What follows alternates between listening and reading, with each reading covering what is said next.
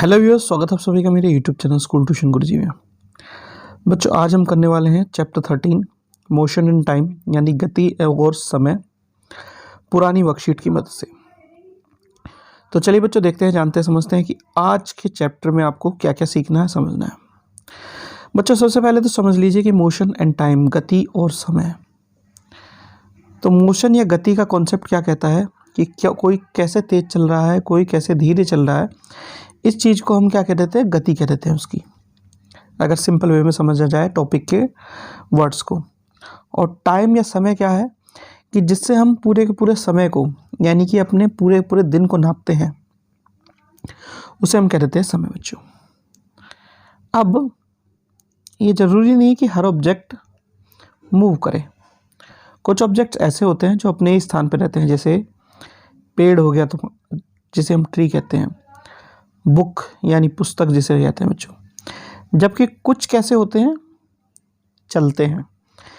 अब जो ऑब्जेक्ट चलते हैं उनको हम क्या कहते हैं कि वह मोशन में है या गति की अवस्था में है। इसके बाद एक कॉन्सेप्ट आता है स्लो और फास्ट का, यानी धीरे और तेज का। जैसे यहाँ पे क्या दिखा हुआ है कि साइकिल सबसे धीरे चल रही है, एक स्कूटी उससे तेज चल रही है और कार सबसे तेज चल रही है। यही चीज़ यहाँ पे बताई गई है क्या कि दिए गए चित्र में तुलना करके बताइए कौन सी वस्तु तेज चल रही है। तो कार या साइकिल में से कार सबसे ज़्यादा तेज चल रही है, फिर स्कूटर या कार में से कार सबसे तेज चल रही है, और आखिरी में साइकिल या स्कूटर में से स्कूटर सबसे तेज चल रहा है। ठीक है बच्चों, वैसे ही एक उदाहरण क्या दिया हुआ इसने कि ABC 3 बच्चे दौड़ रहे हैं। ठीक है, तो जब ये दौड़ना शुरू किया, इन्होंने A सबसे पीछे था, C बीच में और B सबसे आगे हो गया। लेकिन जब आखिरी में रेस खत्म हुई तो A क्या हुआ, विनर हो गया। ठीक है बच्चों, तो इसमें क्या चीज़ें बताई गई है ये कि a distance moved by an object in a given time can be help us to decide which one is faster और स्लोअर। यानी कि एक निश्चित समय वस्तु द्वारा दूरी तय करने, ये पता लगाने में मदद करता है हमारे कि वस्तु तेज है या धीरे है। तो जैसे कि ऊपर दिखाया गया है कि कौन सा जो बच्चा है सबसे तेज चल रहा है, तो A सबसे तेज चल रहा है।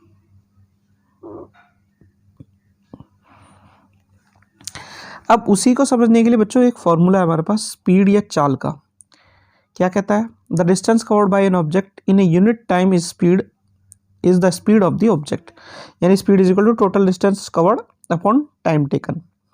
यानी चाल क्या है, किसी वस्तु द्वारा इकाई समय में तय की गई दूरी को हम उस वस्तु की चाल कहते हैं।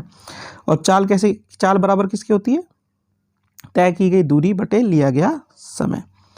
अब बच्चों, गति की अगर बात करें तो गति दो तरह की होती है, या मोशन दो तरह का होता है, यूनिफॉर्म यानी एक समान, और नॉन यूनिफॉर्म यानी असमान। तो जब गति एक सरल रेखा की दिशा में और स्थिर चाल के साथ की जाए तो कहलाती है एक समान गति, यानी an object moving along straight line with a constant speed. यानी वो 1 मिनट में 1 किलोमीटर अगर तय कर रहा है तो दूसरे वाले 1 मिनट में भी 1 किलोमीटर ही तय करता है, तो कहलाती है एक समान गति या यूनिफॉर्म मोशन। असमान गति कब होगी बच्चों, the speed of an object moving along straight line keeps changing. यानी किसी सरल रेखा की दिशा में वस्तु की अस्थिर चाल से गति। यानी यहाँ पे क्या था, 1 मिनट में 1 किलोमीटर, दूसरे 1 मिनट में भी 1 किलोमीटर, और अगर इसका अलग हो जाए, यानी पहले एक मिनट में 1 किलोमीटर हो गया, दूसरे वाले 1 मिनट में 2 किलोमीटर हो गया, तीसरे वाले में 4 किलोमीटर हो गया, चौथे वाले में फिर 2 किलोमीटर हो गया, तो ये क्या हो गया, असमान गति हो गया बच्चों। ठीक है, अब इसके ज़रा क्वेश्चन देख लेते हैं। क्वेश्चन सिंपल से हैं कि खुशी और सोनी 2 सिस्टर्स हैं, अपने स्कूल जाती हैं, और स्कूल जाते समय एक जो बच्ची है वो, तो बच्चों क्या कह रहा है कि खुशी और सोनी 2 बच्चियां हैं जो स्कूल जाती हैं, एक 12 मिनट में स्कूल पहुंचती है, दूसरी 15 मिनट में पहुंचती है। तो ये पूछ रहा है कि कौन सी बच्ची सबसे ज़्यादा तेज़ी से पहुंचती है और कौन सी स्लो है, यानी कि कौन सी फास्ट है, कौन सी स्लो है, कौन सी तेज़ है, कौन सी धीरे है। तो जो बच्ची 12 मिनट में पहुंच रही है बच्चों, वो तेज़ है, यानी कि वो तेज़ी से चल रही है। और जो 15 मिनट में पहुंच रही है बच्चों, वो स्लो है, क्योंकि वो धीरे धीरे पहुंच रही है। ठीक है। वैसे ही कि अगला आपको दिया हुआ है क्या, कि एक बच्चे का घर स्कूल से 600 मीटर की दूरी पे है और उसे कार से वहाँ पहुँचने में 60 सेकंड का समय लगता है। तो उसकी गाड़ी की स्पीड क्या होगी, ये बताना है आपको। तो हमारे पास फॉर्मूला क्या है, स्पीड या चाल बराबर तय की गई दूरी या टोटल डिस्टेंस कवर्ड बटे लिया गया कुल समय या टोटल टाइम टेकन। तो यहाँ पे 600 मीटर हो गया बच्चों ये, और 60 सेकंड का समय, तो ये आ गया आपका 10 मीटर प्रति सेकंड। ठीक है बच्चों। चलिए अब आगे बढ़ते हैं। अब बात आती है मेजरमेंट ऑफ टाइम की, यानी समय के मापन की। पहले हमने क्या किया, गति का मापन किया, अब समय का मापन। समय के मापने के लिए हम क्या करते हैं, कुछ निश्चित अंतराल पे जो घटनाएं दोहराती हैं, यानी कि नेचुरल इवेंट्स जो रिपीट होते हैं डेफिनेट इंटरवल ऑफ टाइम पे, उन पे हम फोकस करते हैं, जैसे कि डे, मंथ और ईयर। डे कैसे, 24 आवर की एक सर्किल होती है पूरी पूरी, जिसमें डे और नाइट होते हैं, यानी कि दिन होता है और रात होती है। जब वापस दिन निकलता है तो हम कह देते हैं कि एक डे कंप्लीट हो गया है। ठीक है बच्चों। वैसे ही एक मंथ होता है 14.5 और लगभग 15 डेज का एक मंथ होता है, जो कि मून पे बेस्ड होता है। एक न्यू मून से दूसरे मून तक की जो ड्यूरेशन होती है, यानी कि एक अमावस्या से अगली अमावस्या तक के बीच के समय को हम एक मंथ मान लेते हैं। और जो अर्थ का कंप्लीट जो है चक्कर काटने का जो टाइम है, पृथ्वी का जो चक्कर काटने का टाइम है पूरा पूरा सूर्य के चारों तरफ, उसे हम ईयर मान लेते हैं बच्चों। यही बात नीचे भी दी गई है बच्चों यहाँ पे, कि right a suitable word for the given duration of time, दिए गए समय के अंतराल के लिए उपयुक्त शब्द लिखिए। तो यह है दिन आपका, माह, ईयर यानी वर्ष। ठीक है बच्चों। अब बात आती है कि डेली लाइफ में इस तरह की चीज़ों को, यानी कि जो निश्चित अंतराल वाली चीज़ें, इससे हम टाइम को कैलकुलेट नहीं कर सकते।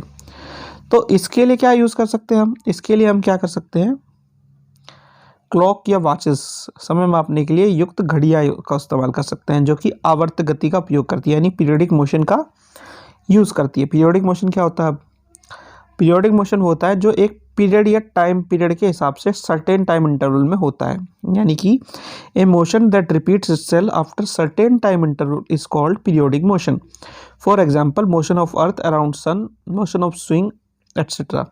यानी वह गति जो निश्चित समय अंतराल पर स्वयं को दोहराती है आवर्त गति कहलाती है। उदाहरण के लिए सूर्य के चारों ओर पृथ्वी की गति, झूलों की गति इत्यादि। क्योंकि हम जब किसी टाइम को नापते हैं तो टाइम इंटरवल के हिसाब से ही नाप पाते हैं, तो इसलिए पीरियोडिक मोशन। और इसमें सबसे अच्छा एग्जांपल जो आपको देखने को मिलता है बच्चों, वो होता है सिंपल पेंडुलम का, यानी आवर्त गति का सरल लोलक का एग्जांपल। ये जो सिंपल पेंडुलम है, जो पोजीशन यहाँ से यहाँ तक आता जाता है, इसको हम उसका टाइम पीरियड के रूप में देख लेते हैं बच्चों। अब कुछ क्वेश्चन दिए हैं बच्चों, जैसे कि पहला क्वेश्चन क्या है कि सूर्य के चारों ओर जो पृथ्वी की गति होती है वो किस चीज़ का एग्जाम्पल है, यानी कि मोशन जो होता है सन के अराउंड अर्थ का, वो किस चीज़ का एग्जाम्पल है, तो पीरियोडिक मोशन का एग्जाम्पल है बच्चों। फिर है आवर्त गति या पीरियोडिक मोशन क्या है, तो अभी हमने क्या पढ़ा कि motion that repeat itself after certain time interval of is called periodic motion. For example motion of earth around sun, और या वह गति जो निश्चित समय अंतराल पर स्वयं को दोहराती है आवर्त गति कहलाती है। यानी इसका उदाहरण है सूर्य के चारों ओर पृथ्वी की गति बच्चों। चलिए अब आगे बढ़ते हैं। अब एक बार और कॉन्सेप्ट हमें क्लियर करना है, स्पीड के द्वारा हम कैसे कैसे स्पीड, टाइम और डिस्टेंस को, यानी कि चाल के द्वारा दूरी और समय को भी कैलकुलेट कर सकते हैं। तो इसके लिए ज़्यादा आपको समझने की ज़रूरत नहीं है, ये इसे समझने की ज़रूरत है फॉर्मूले को। ये हो गया speed is equal to distance upon time, यानी आपका चाल बराबर दूरी बटे समय बच्चों। अब मान लीजिए हमें डिस्टेंस निकालना है, तो सेम मैथमेटिक्स वाला कॉन्सेप्ट आपको निकालना है, इसे इधर लेके चल जाना है। तो ये हो जाएगा s इंटू टी, बटे डी, यानी डिस्टेंस किसके बराबर हो गया, दूरी किसके बराबर हो गया, चाल गुणा समय के बराबर हो गया बच्चों आपका। अब मान लीजिए आपको टाइम निकालना है, ठीक है। तो टाइम निकालने के लिए क्या करेंगे, इसे इधर ले जाइए, तो ये हो गया टी बराबर डी बटे एस। अच्छा, एक चीज़ आपको ध्यान रखनी है कि जब किसी डिवाइड से हम दूसरी साइड में लेके जाते हैं तो मल्टीप्लाई हो जाता है, और मल्टीप्लाई वाली साइड से दूसरी साइड में लेके जाएंगे तो डिवाइड हो जाता है। जैसे एक साइड में प्लस वाला साइड में दूसरी साइड में जाने में माइनस हो जाता है। ये बेसिक कॉन्सेप्ट आपको याद रखना है। दूसरी चीज़ क्या आती है बच्चों इसमें, दूसरी चीज़ आती है आपकी दो चीज़ों की, स्पीडोमीटर और आपका ओडोमीटर, जिसे हम चाल मापी और पथमापी भी कहते हैं बच्चों।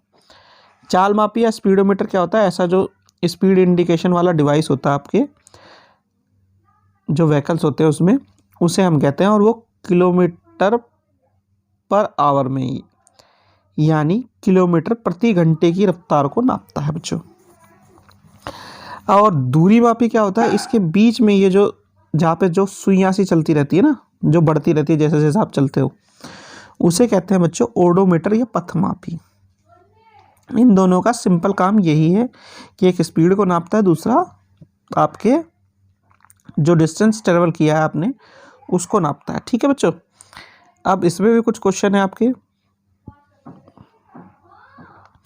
क्वेश्चन क्या है कि एक उपकरण जो किसी गति वाहन द्वारा तय की गई दूरी को नापता है उसे कहते हैं, instrument which measure the distance covered by moving vehicle is known as odometer या पथमापी कहते हैं इससे बच्चों, ठीक है। Speedometer records the speed in, चाल मापी यंत्र किसी गति वाहन की गति को किस में नापता है, तो किलोमीटर प्रति घंटे में नापता है, ठीक है। फिर distance covered is equal to वाहन द्वारा तय की गई दूरी, तो ये किसके बराबर होती है बच्चों, ये होती है उसकी चाल गुणा समय के, यानी स्पीड इनटू टाइम के। अब time is equal to distance upon speed, समय बराबर दूरी बटे स्पीड बच्चों, चाल जिसे कहते हैं। चलिए बच्चों आगे बढ़ते हैं। अब एक कॉन्सेप्ट आता है बच्चों डिस्टेंस टाइम ग्राफ का। तो distance time graph simple way में समझ लीजिए, डिस्टेंस टाइम ग्राफ दो तरीके के हो सकते हैं। हमारे पास दो तरह के मोशन है, यूनिफॉर्म मोशन और नॉन यूनिफॉर्म मोशन। और जब किसी यूनिफॉर्म मोशन का ग्राफ बनेगा तो वो उसमें क्या होगा, डिस्टेंस ट्रेवल्ड बाय जो object is equal to time taken, यानी एक दिए गए समय में जो टाइम टेकन जो होगा और डिस्टेंस ट्रेवल्ड होगा वो दोनों की दोनों सेम होगी बच्चों। यही एक बेसिक फंडा है आपके यूनिफॉर्म मोशन का। ज़्यादातर आपके यूनिफॉर्म मोशन के ही ग्राफ है। इसमें एक बच्चे का जो है रेफरेंस देते हुए उसने ओडोमीटर की रीडिंग को नापा और एक इस तरह का डिस्टेंस टाइम ग्राफ बना करके दिखाया उसकी टीचर की मदद से। अब बात आती है कि आप ऐसे ग्राफ को कैसे बना सकते हैं, ठीक है बच्चों। तो आपको करना क्या है कि पहले तो रीडिंग लिखनी है बच्चों, एक ग्राफ लिख करके उसकी रीडिंग लिखनी है सबसे पहले। जब आप पूरे के पूरे मोशन की रीडिंग लिख लेंगे तो ये दिखाएगा 0 में 0, 1 में 1, 2 में 2, 3 में 3, 4 में 4, 5 में 5, ठीक है बच्चों। तो ये क्या है, ये आपको हर मिनट के हिसाब से डिस्टेंस दिखा रहा है, ठीक है, और टाइम दिखा रहा है। अब एक पे आपको क्या लेना है, ग्राफ पे एक पे आपको लेना है डिस्टेंस, दूसरे पे लेना टाइम, यानी पहले पे लेना दूरी, दूसरे पे लेना समय। तो ये y पे आपको ले लिया आपने डिस्टेंस यानी दूरी, और x पे ले लिया आपने टाइम। और जो एक स्केल होता है इस तरह का, ये एक खाना होता है, इसे बना लिया हमने 1 यूनिट, ठीक है। तो जब आप इसमें बनाएंगे यहाँ पे लिखेंगे 1 2 3 4 5 6 y एक्सेस पे, यानी कि y वाले उस लाइन पे दूरी जिस पे है, और सीधे टाइम वाले पे ऐसी 0 1 2 3 4 5, ठीक है बच्चों। अब क्या करेंगे, अब इन दोनों के हिसाब से आपको निशान लगाना है। तो पहला हो गया 0 पे, दूसरा हो गया 1 किलोमीटर। 1 किलोमीटर कैसे तय किया, 1 मिनट में। फिर 2 किलोमीटर कैसे तय किया, 2 मिनट में। इस तरीके से निशान लगाते चल जाइए। तो जब आप निशान लगाते चले जाएंगे इस तरीके से, तो आपको एक लाइन इस तरह की मिलेगी, ठीक है बच्चों। और इन्हें आप देखेंगे कि ये बराबर है। यही बनाने का तरीका है बच्चों।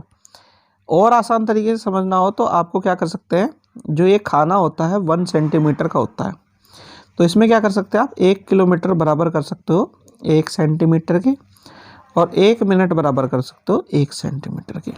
ठीक है, और आसान तरीके से समझना हो तो ये कर सकते हो, और सिंपल वे में समझना हो तो एक जो खाना होता है, एक चकोर खाना जो होता है, उसको 1 यूनिट के बराबर मान सकते हो बच्चों। और ये आखिरी में आपका दिया हुआ है डिस्टेंस टाइम ग्राफ वाला क्वेश्चन, कि आपको एक डिस्टेंस टाइम ग्राफ बनाना है फॉलोइंग मोशन का।